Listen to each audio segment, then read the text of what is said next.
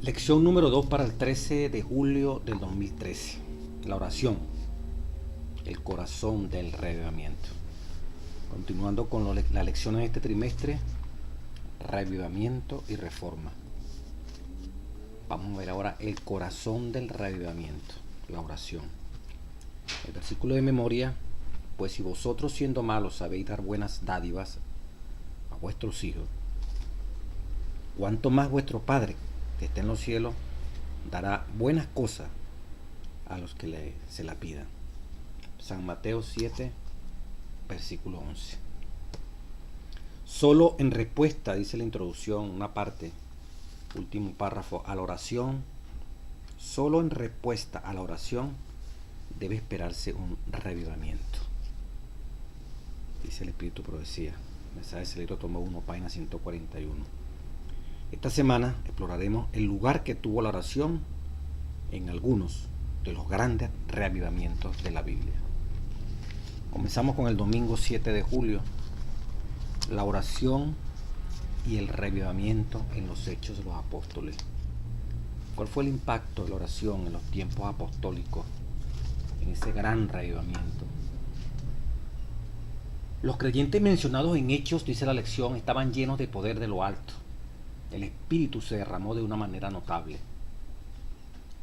En Hechos 2, 3.000 personas se añadieron a la iglesia. En Hechos 4:4 registra que el número solamente de los hombres que creyeron era como de 1.000. Aún muchos de los dirigentes religiosos que se opusieron a Jesús durante su vida obedecieron la fe.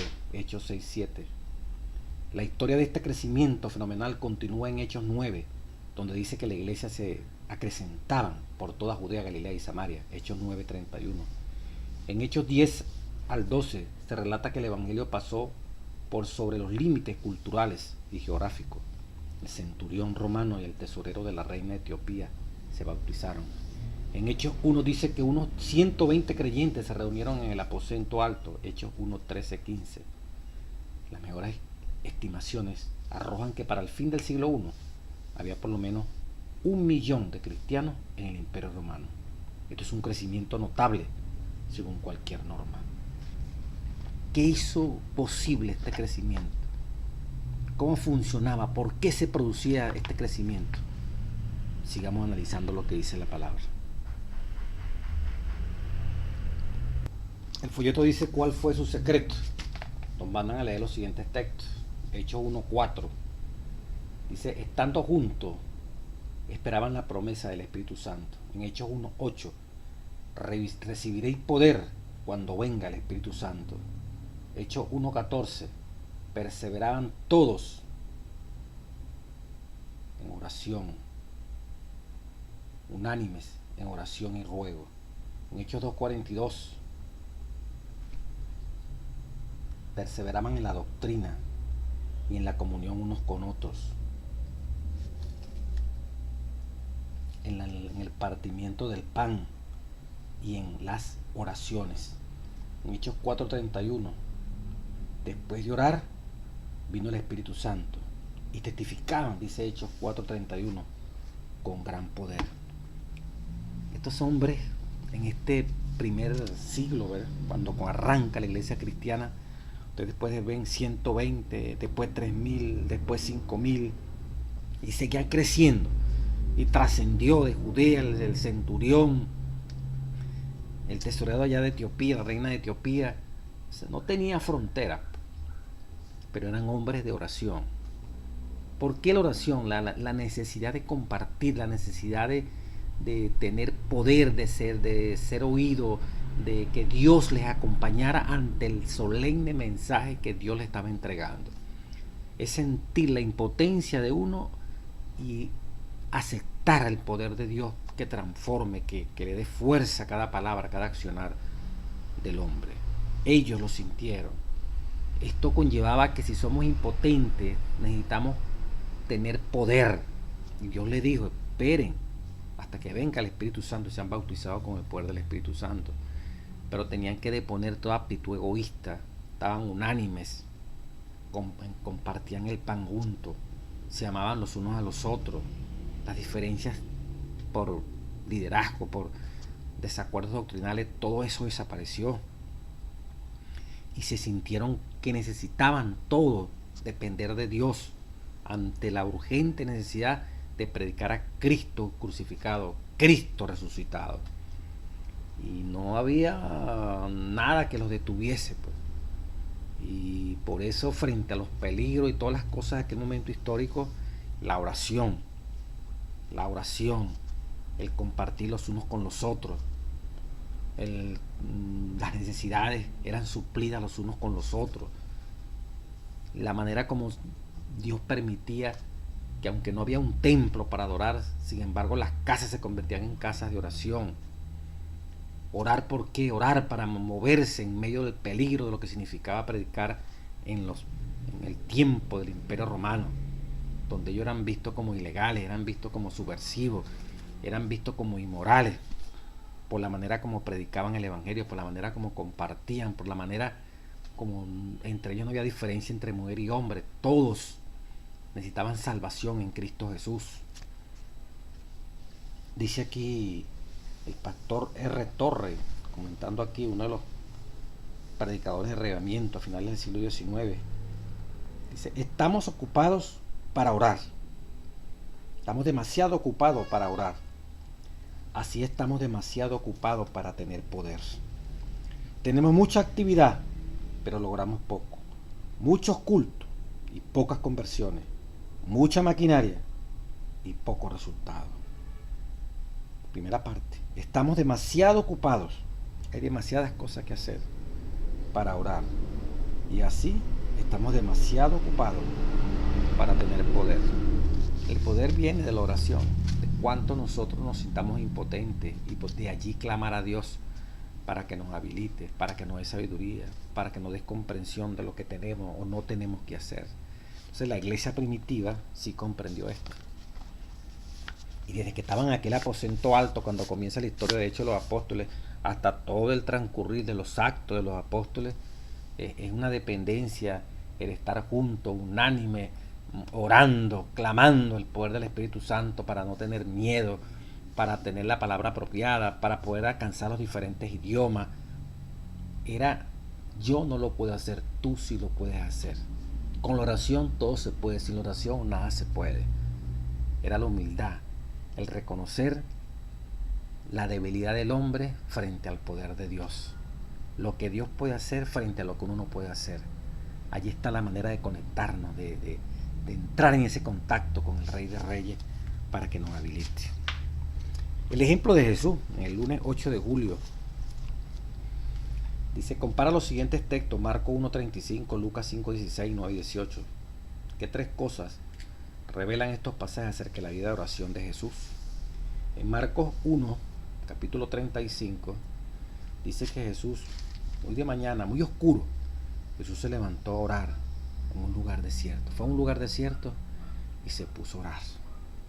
En Lucas 5:16 dice que Jesucristo se apartaba a lugares desiertos y oraba.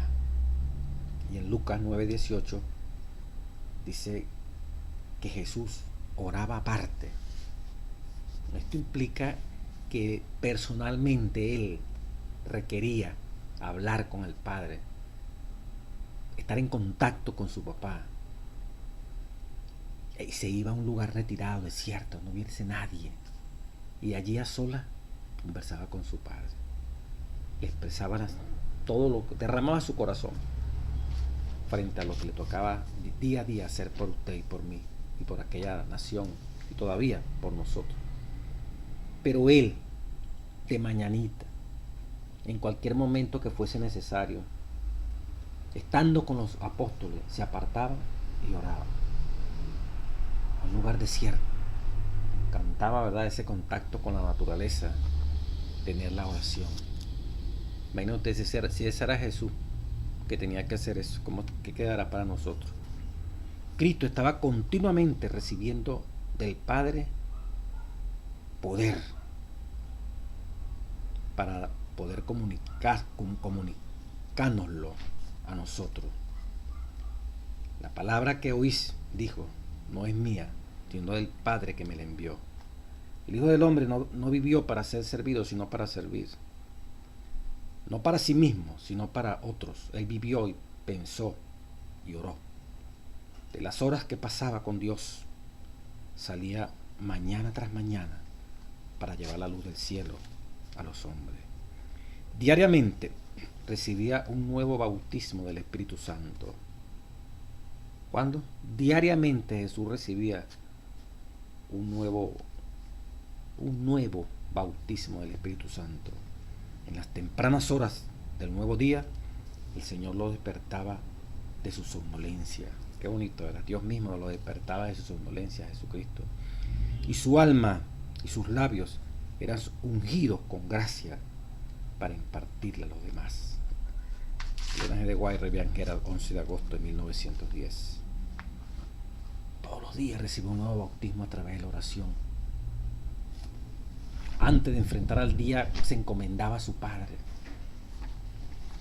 para recibir de Él y darle a la humanidad y darle a la raza humana. Ese era Jesús. ¿Qué quedará para usted y para mí? Él, como el pastor de los pastores, el anciano de los ancianos, el hermano de los hermanos, todos los días necesitaba ser bautizado. Un nuevo bautismo del Espíritu Santo para poder recibir del Padre y dar. Como lo leí al principio, Cristo estaba continuamente recibiendo del Padre para poder comunicárnoslo a nosotros. De tal manera que su palabra no era la de Él, como también lo dijo Él. La palabra que oís, dijo, no es mía, sino del Padre que me envió. Qué hermoso, ¿verdad? La dependencia de Jesús. Por eso los apóstoles, ahí tenían un ejemplo. Se apartaba de ellos, estando con ellos. Mientras ellos dormían, Jesús se levantaba. Su Padre, dice, lo despertaba, dice el Espíritu de Profecía. Y allí iba a hablar con su papá y recibir de su papá lo que requería para enfrentarse a ese día. Vuelvo a repetir, todos los días, como dice el Espíritu de Profecía, diariamente recibía un nuevo bautismo del Espíritu Santo. Hermanos y hermanas, usted y yo necesitamos eso todos los días. Entender un nuevo bautismo del Espíritu Santo, un comienzo, una renovación, una nueva mente para un nuevo día que Dios nos está regalando a ti y a mí, para ministrar a los demás, así como lo hizo Jesús.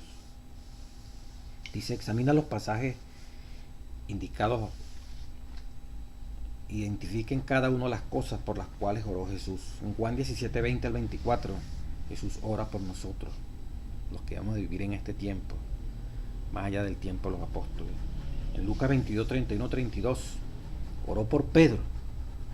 Y en Mateo 26, 36 al 44, oró por él mismo, por la prueba de la cruz, lo que significaba ir a morir por ti y por mí. Jesucristo era un hombre de oración, ahí estaba el poder. Porque ¿qué sé yo lo que debo hablar hoy a las personas que Dios ponga tanto delante de usted como de mi persona?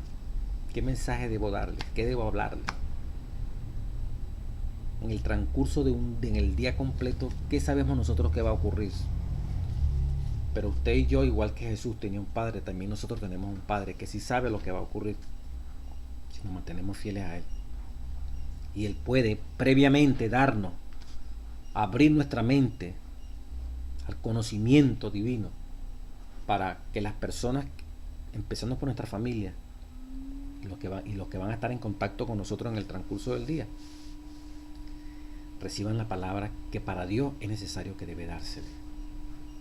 Pero lo hemos buscado, le hemos pedido a Dios en oración que nos habilite, que nos capacite, porque qué hemos de pedir no sabemos, qué hemos de hablar a la gente tampoco sabemos, pero Dios sí sabe. Y Dios en su misericordia, así como lo hizo con su Hijo, también lo va a hacer con nosotros. Todos los días nos va a bautizar para que tengamos palabras de vida, palabras nuevas para el día nuevo, frente a las personas que Dios permite que estemos en contacto con ellas. La oración fue vital en la vida de Jesús desde el día lunes. Era su línea, era su línea de comunicación con el Padre. Diariamente el Salvador renovaba su relación con su Padre mediante la oración, renovación. Su vida de oración le daba el valor y la fortaleza para afrontar las tentaciones del enemigo. Salía de las sesiones de oración con el profundo compromiso de hacer la voluntad de su Padre. La oración le proveía frescura y poder espirituales. En una de las ocasiones, miren, que Jesús oró, Lucas dice, y entre tanto que oraba, la apariencia de su rostro se hizo otra, y su vestido blanco y resplandeciente. Lucas 9:29. Jesús experimentaba una vivencia espiritual refrescante y una relación renovada con el Padre por medio de su vida de oración. ¿Cómo sería la entrega, cuando él estaba hablando con su papá?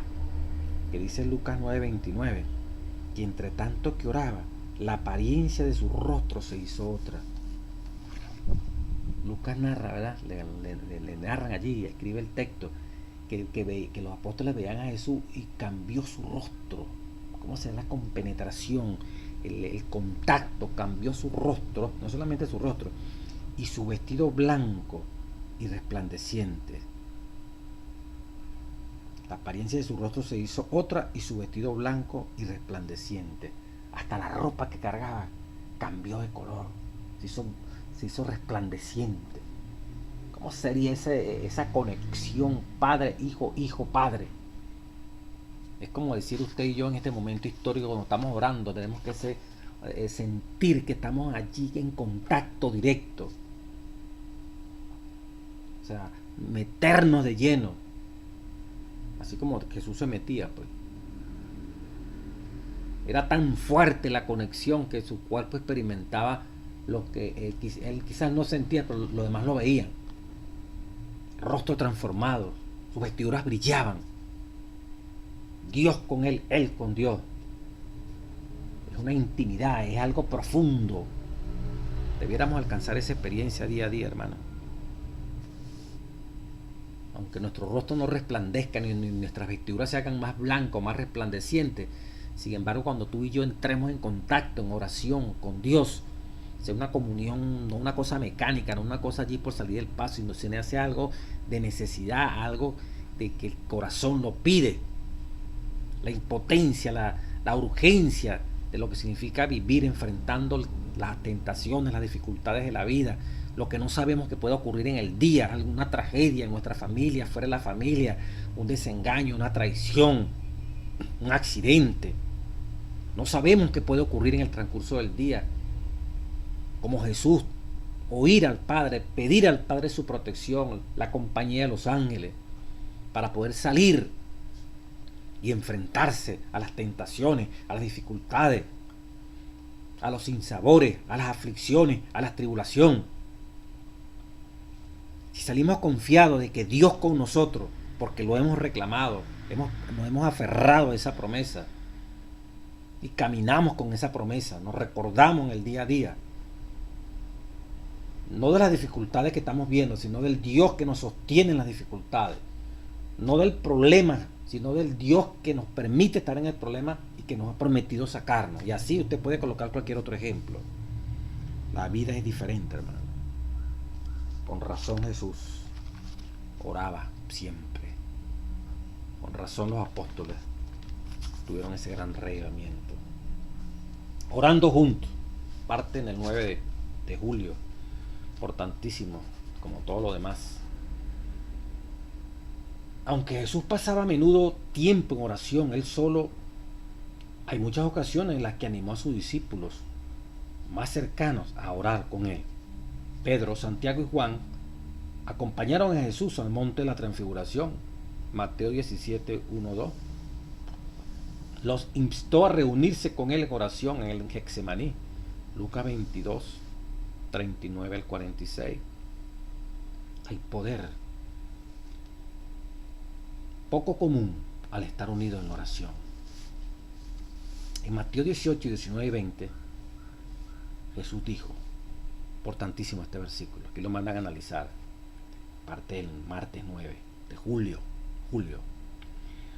Jesús dijo, otra vez os digo, que si dos de vosotros se ponen de acuerdo en la tierra acerca de cualquier punto, ¿verdad?, que pidieren, acerca de cualquier cosa que pidieren aquí en la tierra, les serán hechos por mi Padre que está en los cielos.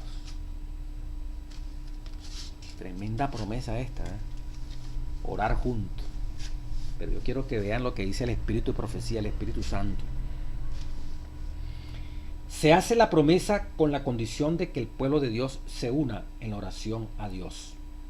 ¿Por qué? Porque dice, otra vez os digo, que si dos de vosotros se ponen de acuerdo en la tierra acerca de alguna cosa que pidieren, dos se están poniendo de acuerdo, tienen que estar unidos, ponerse de acuerdo, estar unidos, perfectamente coincidiendo. Por eso dice el Espíritu Santo en el comentario de Elena White, se hace la promesa con la condición de que el pueblo de Dios se una en oración a Dios. Y en respuesta a estas oraciones puede esperarse un poder más grande que el que viene en respuesta a las oraciones privadas.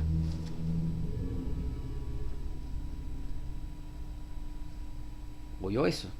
Puede esperarse un poder más grande que el que viene en respuesta a las oraciones privadas. Orando juntos, se puede recibir un poder más fuerte que el que podemos recibir orando en forma privada. Según San Mateo, capítulo 18, versículos 19 y 20. Es palabra de Jesús. Si ustedes se ponen de acuerdo aquí en la tierra para pedir alguna cosa, mi Padre que está en los cielos se la va a conceder. Le será hecha por mi Padre que está en los cielos. Lo dice Jesús. Pero mire lo que añade el Espíritu de profecía. El poder dado, se recibe más poder orando juntos que orando en privado. Pero ese poder, ¿de qué va a depender? El poder dado será proporcional a la unidad de los miembros y de su amor a Dios y del uno al otro. Elena G. White, 25 de febrero de 1903, el central del avance, 25 de febrero de 1903.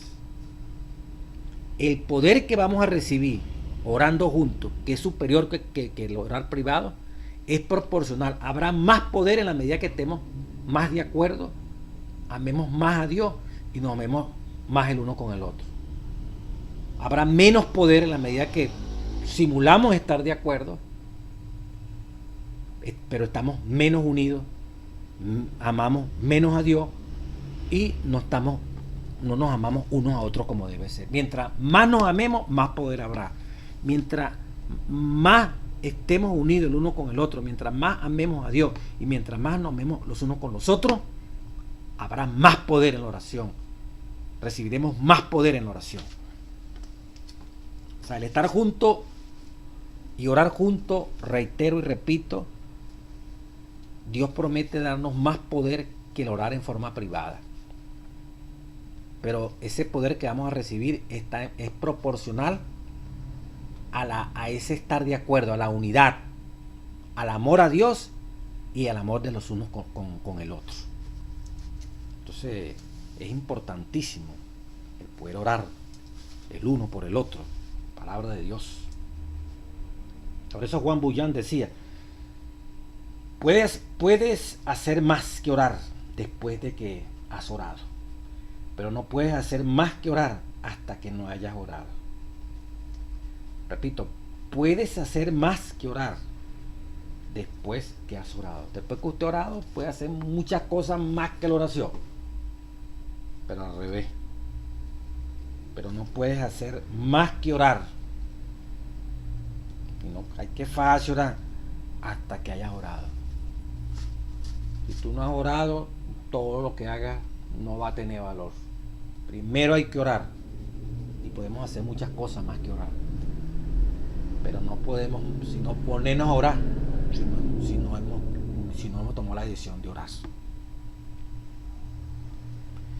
En Hechos 12, 1 al 16, hay una situación maravillosa. Eran tiempos de persecución. Dice el versículo 1 del 16, pero el versículo 1, Herodes se hizo responsable. Mandaron a matar nada menos y nada más que al apóstol Santiago. Dice la Revelación 12:1, Hechos. En aquel mismo tiempo el rey Herodes echó manos a algunos de la iglesia para maltratarlos. Dice el versículo 2, y mató a espada a Jacobo, que es Santiago, hermano de Juan. Y viendo que esto le agradaba a los judíos, mataran a los cristianos como Santiago, procedió a prender también a Pedro. Eran entonces los días de los panes sin levadura. En ese contexto, imagínense ustedes, meten preso a Pedro. Mataron a Santiago y en ese mismo tiempo meten preso a Pedro. Prácticamente lo que le espera también es la muerte. Y habiendo tomado preso, dice el versículo 4 de Hechos 12, le pusieron en la cárcel, entregándolo a 4 grupos de 4 soldados cada uno, 16, para que lo custodiasen, y se proponían sacarle al pueblo después de la Pascua. Me imagino que allí muerte. Así que Pedro estaba custodiado en la cárcel, pero la iglesia hacía sin cesar que oración a Dios por él. Poder de la oración ahora, orando juntos. Que Pedro no vayan a matar. Ya sabían lo que había pasado con Santiago. Y cuando Herodes le iba a sacar, aquella misma noche estaba Pedro durmiendo entre 2 soldados, sujeto con 2 cadenas, y los guardas delante de la puerta custodiaban la cárcel, con 2 soldados al lado que dormían con él, más los guardias que estaban adelante. Y aquí que se presentó un ángel del Señor, y una luz resplandeció en la cárcel, y tocando a Pedro en el costado le despertó diciendo: levántate pronto. Y las cadenas se le cayeron de las manos. Y le dijo el ángel: cíñete, vístete, átate las sandalias. Hasta eso se ocupa el ángel, para que usted vea lo cuidadosos que son los ángeles. Y lo hizo así, y le dijo: envuélvete en tu manto y sígueme. O sea, vestido, no quiero que salga ahí descubierto. Y saliendo le seguía, pero no sabía que era verdad lo que hacía el ángel, sino que pensaba que veía una visión. ¿Será que estoy en visión? ¿Será que esto es un sueño que tengo? Habiendo pasado la primera y la segunda guardia, llegaron a la puerta de hierro que daba a la ciudad, la cual se les abrió por sí misma. Y salidos pasaron una calle, y luego el ángel se apartó de él. Cuando Pedro quedó solo sin el ángel, volviendo en sí, dijo: ahora entiendo verdaderamente que el Señor ha enviado su ángel. Y se dio cuenta que era el ángel, pensaba que estaba soñando. Y cuando el ángel se fue, volvió en sí: estoy en la calle, es verdad, un ángel me sacó. Me ha librado de la mano de Herodes, dice el versículo 11, capítulo 12, y de todo lo que el pueblo de los judíos esperaba. Y habiendo considerado esto, llegó a la casa de María, la madre de Juan, el que tenía por sobrenombre Marco, donde muchos estaban reunidos orando. El poder de la oración, obrando milagros y proezas. Pedro fue librado milagrosamente, dice el folleto. Es importante notar que estos textos declaran 2 veces que la gente estaba orando junta, considerando las difíciles circunstancias. No es extraño. No hay duda de que debemos hacer lo mismo, especialmente cuando afrontamos desafíos como comunidad, tales como en aquella ocasión. Mundialmente, ¿verdad? Este mismo año se está orando por unos dirigentes, si no me equivoco, en África, que fueron detenidos injustamente. Es lo que se nos dice a través de la información. La Iglesia Mundial ha pedido que se ore por esos dirigentes. No me acuerdo ahorita exactamente el estado. Pero que al decir esto, el poder de la oración, lo vamos a ver frente a situaciones donde la libertad religiosa, como en China, está en peligro, en Pakistán, en la misma India, en Irak, en Irán. Esos países del Medio Oriente son problemáticos en cuanto a libertad religiosa y en cuanto al consentimiento de cristianos. Es el mundo de los budistas, los islamistas, y dentro del islamismo una cantidad de sectores que son demasiado radicales, que no toleran a los cristianos. Entonces allí se presenta la confrontación. Pero el poder de la oración es tan tremendo Aquí lo estamos viendo. La iglesia oraba. ¿Por qué oraba? La iglesia no podía darle salvación de la cárcel a Pedro. La iglesia no podía impedir por su nombre, por su fuerza como hermanos, hablar con Herodes para que soltaran a Pedro. La iglesia reconocía su impotencia. No dependía de ellos como humanos darle libertad a Pedro. Pero había uno superior a cada uno de los miembros de ese momento histórico. Dios, Cristo Jesús, el Espíritu Santo, que sí podían hacer lo que ellos no podían hacer. Y por eso oraban. Veían que la oración es un poder que mueve el brazo de Dios, que mueve a Dios a la acción. No es que Dios no quiera moverse, pero Dios quiere ver en nosotros que lo necesitamos, de que no somos capaces de movernos en situaciones que se salen del plano racional. Y no nos empeñamos en nosotros mismos, sino que confiamos en Él. El hecho de Él moverse por nuestras oraciones implica para Dios alegría de ver que sus hijos confían en Él, no son autosuficientes. Y aunque lo fueran, no iban a sacar a Pedro, pues. Pero el reconocer la impotencia de que Dios, tú sí lo puedes. Mire lo que se produjo. Entonces la oración del justo puede mucho, como dice el libro de Santiago, ¿verdad? Hay poder en la oración. Por eso debemos orar para que venga el reavivamiento mundial en cada dirigente, de la conferencia general hasta la iglesia o grupo local donde tú y yo estamos. Que Dios tome sus hijos y sus hijas para que llenos del Espíritu Santo podamos hacer las obras de Jesús en caridad, en verdad y en justicia. Y vengan las ideas que van a trastocar este orden podrido, viejo, obsoleto, muchas veces de métodos que tenemos que ya no tienen la eficacia. Métodos que han implicado mucha maquinaria, mucho movimiento, mucha asamblea, muchas conferencias, pero falta lo más importante, el poder del Espíritu Santo a través de la oración, para que esos métodos se renueven, cambien y podamos alcanzar las almas de una manera teórica, práctica, el método de Jesús, mezclarnos con las personas, con simpatía, suplir sus necesidades. Ahí ganamos su confianza. Y finalmente, ¿qué le decimos? Sígueme. Podemos invitarla a estudiar para que conozcan a Cristo Jesús. Método teórico práctico, porque tenemos que ser como la sal, mezclarnos entre la gente, y al mezclarnos como la luz, para iluminarnos en las tinieblas. Y para mezclarnos tenemos que ser sensibles a sus necesidades, si es comida, si es atención, si es darle un refugio, si es darle salud, todo lo que Dios pueda iluminarnos como iglesia, como pueblo, se requiere en este tiempo. La gente no requiere tanto hoy en día que conozcan quién es Jesús. No era como el tiempo de los apóstoles, que el cristianismo era una novedad. Hoy no, hoy el cristianismo no es una novedad. Hoy en este mundo cristiano, en nuestro continente, quizás en los continentes donde por muchos años se ha predicado, sí se ha oído hablar de Jesús. Pero distorsionado. Pero no como debe ser. La corrección verdadera no es teórica. Es un mensaje teórico práctico. Porque las tinieblas que están tomando posesión de este planeta Tierra son tinieblas morales. Son tinieblas en cuanto a una falsa concepción del carácter de Dios. La religión ha pervertido el carácter de Dios. Son muchos los que se han aprovechado del cristianismo. Y en el nombre del cristianismo han hecho horrores, desde la iglesia romana hasta los mismos protestantes.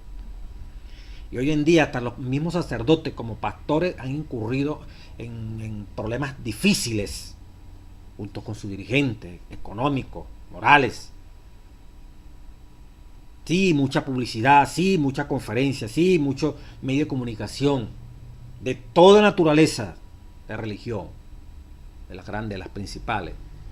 Pero la gente, más que eso, quizás muchos llegan por el oír de la palabra de Dios, pero luego cuando van echando base, ven que la cosa no es como se oía, no es el amor que se oía por la radio o por la televisión. Cuando tocan tierra y se dan cuenta que en la iglesia también ven las dificultades, los defectos, ven que entre ellos mismos no se aprecian, ven que entre ellos mismos no somos capaces de caminar como Jesús, sirviendo, abriéndonos al servicio, despojándonos de nosotros mismos para que otros puedan vivir, reflejando el arrebatamiento, la iglesia primitiva, que se dieron para servir y ayudar a los demás.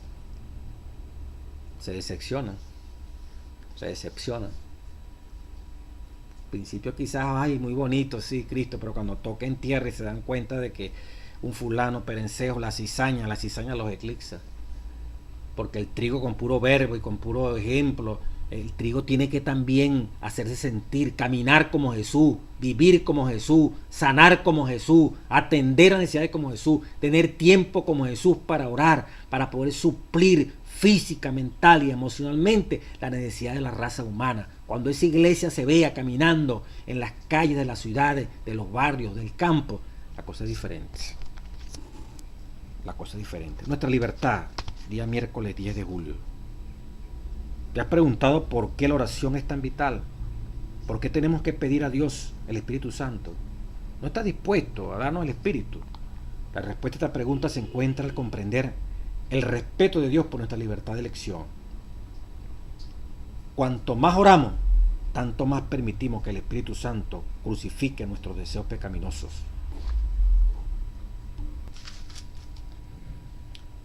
En el gran conflicto, la oración le permite a Dios actuar con más poder en nuestras vidas.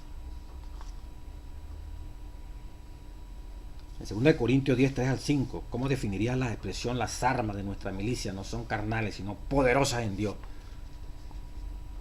Como adventistas entendemos la realidad de la gran controversia entre Cristo y Satanás.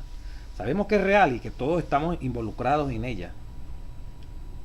Solos no tendríamos esperanza contra Satanás. La única esperanza es nuestra conexión con Jesús. Y en el centro de esta conexión está nuestra vida de oración. Un arma espiritual para una batalla espiritual. Un arma sin la cual ninguno puede estar. Si Jesús necesitó orar, ¿cuánto más necesitamos nosotros? Nosotros también debemos destinar momentos especiales para meditar, orar y recibir refrigerio espiritual. No reconocemos debidamente el valor del poder y la eficacia de la oración. La oración y la fe hará lo que ningún poder en la tierra podrá hacer. Tremendo, ¿verdad? El poder de la oración. Nuestra libertad. Mire, Dios está dispuesto a concedernos muchas cosas, pero nosotros somos libres de pedirlas o no pedirlas. Depende de nosotros el aceptar, clamar por la lluvia tardía, por el hoy mismo, por el bautismo del Espíritu Santo. La oración efectiva, dice la parte del jueves. Hay muchas maneras efectivas de orar. Algunas personas han encontrado útil arrodillarse ante Dios con su Biblia abierta, una forma de algunos. Luego leen unos pocos versículos, tienen comunión con Dios acerca de lo que estuvieron leyendo. Los salmos son especialmente inspiradores como temas para la oración. Trata de meditar sobre un salmo específico durante tu tiempo de oración. Toma un versículo por vez, léelo en alta voz y luego habla con Dios acerca de lo que el texto te dice a ti. Otros han encontrado que sus momentos más significativos de oración son el estar solos con Dios en algún ambiente natural como Jesús, pues. Otros incluso unen el canto con oración. Los Salmos 34.1, 50.23, 67.3, 71.6 vemos que David, la oración incluía la alabanza. Las oraciones de David estaban llenas de adoración y de alabanza. Cuando meditamos acerca de la bondad de Dios, bueno, la alabanza sobra. En Daniel 9, del 8 al 13, vemos una oración, Daniel orando por los pecados y por su pecado y por los pecados del pueblo. En Efesios 5:20 dice: da gracias a Dios en todo, perseveren en la oración. ¿Y cuál es el significado de una súplica que aparece en Efesios 6:18 y Filipenses 4:6? O sea, orar con súplica, con acción de gracia. ¿Saben ustedes que con acción de gracia es que uno ore a Dios primero de uno darle gracias a Dios en todo. Y en la oración, cuando terminemos de orar, acción de gracia es que ya uno le da gracias a Dios por la respuesta que ha recibido, aunque no la hayamos recibido. Porque uno sabe que Dios va a contestar la oración. Y lo va a hacer de la mejor manera para ti y para mí. Con acción de gracia. No pesimista, no con duda. Por eso es tan bonito Filipenses capítulo 4, versículo 6. Cuando uno agarra la palabra, vamos a buscarlo aquí rapidito. Mire cómo dice la palabra santa. Por nada estéis afanosos, sino sean conocidas vuestras peticiones delante de Dios en toda oración. No os afanéis, no estéis inquietos, estresados. No, llévele la oración, háblele a Dios, hablemosle a Dios de lo que nos quiere afanar, de lo que nos está preocupando, de lo que nos está angustiando. Dice aquí, y ruego. Y si hay que rogarle, no solamente hablarle, sino suplicarle, como para nosotros algo urgente, necesitamos una solución. Dice, con acción de gracias. Por nada estéis afanados, sino que sean conocidas nuestras peticiones delante de Dios en toda oración, en todo ruego, con acción de gracia. Esa parte última. O sea, dar gracias a Dios por su respuesta tan pronto como se ha pedido. O sea, tenemos que tener la seguridad que si estamos orando a Dios, Dios va a responder. Y va a hacerlo de la mejor manera, como nos conviene. En Romanos 8, mire cómo dice la palabra. Romanos 8, 26. Y de igual manera el Espíritu nos ayuda en nuestra debilidad. ¿Cuál debilidad? Pues ¿qué hemos de pedir como conviene? No lo sabemos. Pero el Espíritu mismo intercede por nosotros con gemidos indecibles. Mas el que escudriña los corazones sabe cuál es la intención del Espíritu, porque conforme a la voluntad de Dios intercede por los santos. Y sabemos que a los que aman a Dios todas las cosas les ayudan a bien. Esto es, a los que conforme a su propósito son llamados. Todas las cosas es para nuestro bien. Por lo tanto, la oración, el ruego, con acción de gracia, dándole gracias a Dios anticipadamente, da gracias a Dios en todo. Dice la revelación, hace posible que el afán desaparezca. Porque lo que suceda frente a la angustia, a la perplejidad, lo que a ti y a mí en este momento me esté llenando de insatisfacción, de desequilibrando, quitando mi estabilidad espiritual y emocional por algo terrible que viene a la cabeza, cuando yo se lo confieso a Dios y ruego, si es posible, más que decírselo, clamo, lloro para que me dé respuesta, cuando le añado esta palabra con acción de gracia, es gracias, Padre, porque tú me estás atendiendo y me vas a dar, y ya me has dado para mí lo mejor, de acuerdo a lo que tú crees conveniente, no como yo quiero, porque yo no sé pedir, es una debilidad que tenemos. Por eso el Espíritu Santo va a interceder para que llegue la oración exacta como debe ser.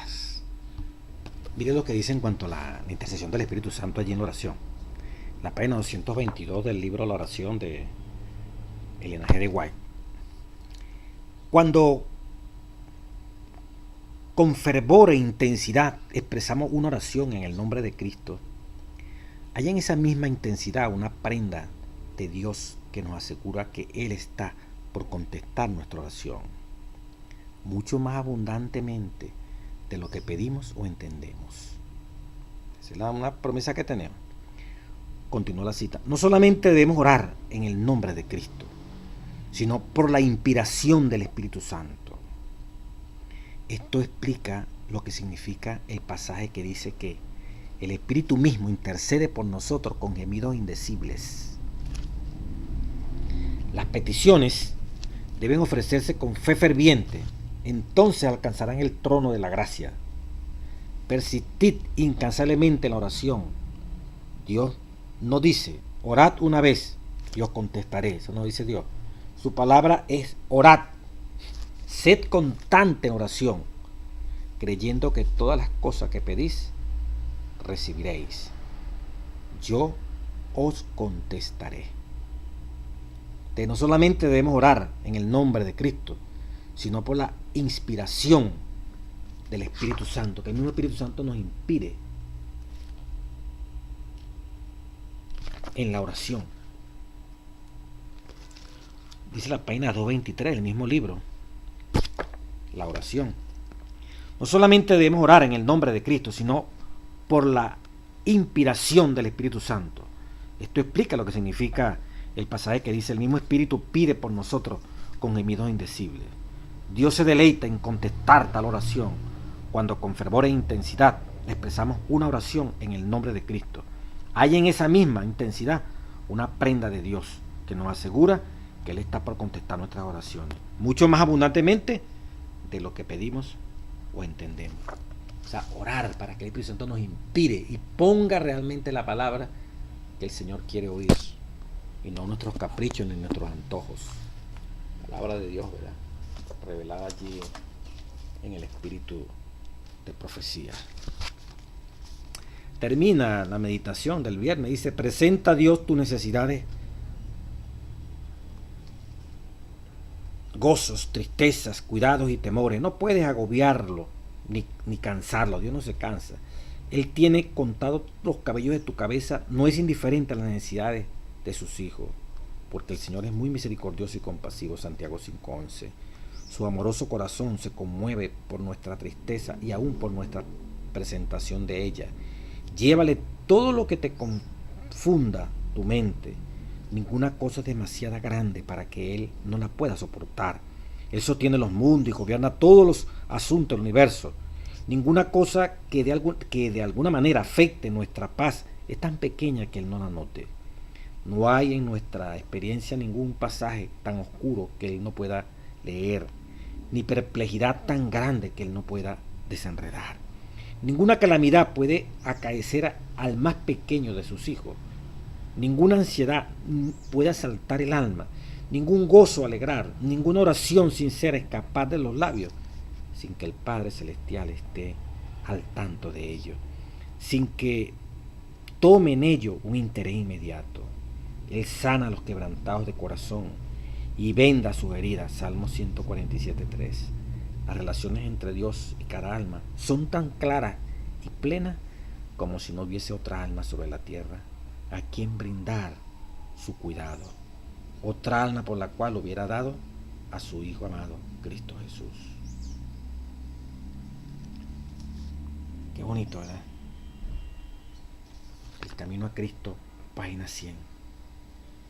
Viernes 12 de julio nos presenta estas hermosas verdades. Iglesia, quiero terminar con una cita de los últimos días. El libro La oración de Elena G. de White, página 275. Si el Salvador de los hombres, a pesar de la fortaleza divina, necesitaba orar, ¿cuán más debieran los débiles y pecaminosos mortales sentir la necesidad de orar con fervor y constancia? Cuando Cristo se veía más fieramente asediado por la tentación, no comía, se entregaba a Dios y gracias a su ferviente oración y perfecta sumisión a la voluntad de su Padre, salía vencedor. Sobre todos los demás cristianos profesos, debieran los que profesan la verdad para estos últimos días imitar a su gran ejemplo en lo que a oración se refiere. Consejo sobre régimen alimenticio, página 61. Debe haber más espiritualidad, una consagración más profunda a Dios y un celo en su obra que nunca se ha alcanzado todavía. Debe dedicarse mucho tiempo a la oración para que las vestiduras de nuestro carácter sean lavadas y emblanquecidas en la sangre del Cordero. Debemos en forma especial y con fe inquebrantable pedirle a Dios que dé ahora a su pueblo gracia y poder. No creemos que ha llegado plenamente el tiempo en que han de restringirse nuestras libertades. El profeta vio 4 ángeles que estaban sobre los 4 ángulos de la tierra, deteniendo los 4 vientos de la tierra para que no soplase viento sobre la tierra, ni sobre el mar, ni sobre ningún árbol. Adelantando la cita, esto señala la obra que tenemos que hacer ahora. Una gran responsabilidad incumbe al hombre y a mujeres que oran en todo el país para que pidan a Dios que rechace la nube del mal y nos conceda algunos años más de gracia en que trabajar para Cristo Jesús. Claramente, a Dios, clamemos a Dios para que sus ángeles retengan los 4 vientos hasta que los misioneros sean enviados a todas las partes del mundo y proclamen la amonestación contra los que desobedecen la ley de Jehová. Joya los Testimonios, página 324 y 325. Esto se va a acabar, estamos llegando al fin, que es verdad, al fin del fin. Pero pedimos a Dios un poquito más de gracia para que nuestros misioneros puedan alcanzar, tú y yo, a las personas que todavía no han podido ser alcanzadas por el Evangelio de Dios. Y esto solamente puede, esta gracia concederse por el poder de la oración. Y en este lapso, que necesitamos un revivamiento y una reforma, solamente va a venir como respuesta a la oración. El reconocimiento de que estamos muertos, necesitamos revivir, que Cristo revuelva nuestras vidas, tome el control de nuestras vidas, para que vengan esas ideas fabulosas que va a traer a muchos a los pies de Cristo Jesús. Y como decía Hechos los Apóstoles en ese revivamiento, Dios añadía cada día las almas que iban a alcanzar la salvación. Las traía a la iglesia para que allí, de una vez por otra, el Señor estuviese el rebaño que iba a llevar a las mansiones celestiales. Si eso fue allí, dice que eso se va a repetir con mayor intensidad cuando ahora no va a ser la lluvia temprana, la que experimentaban los discípulos, que fue tremenda y produjo avivamiento. Va a ser la lluvia tardía la que va a venir como respuesta a la oración, al espíritu de unidad, de fraternidad de los unos con los otros. Dios bendiga a su iglesia.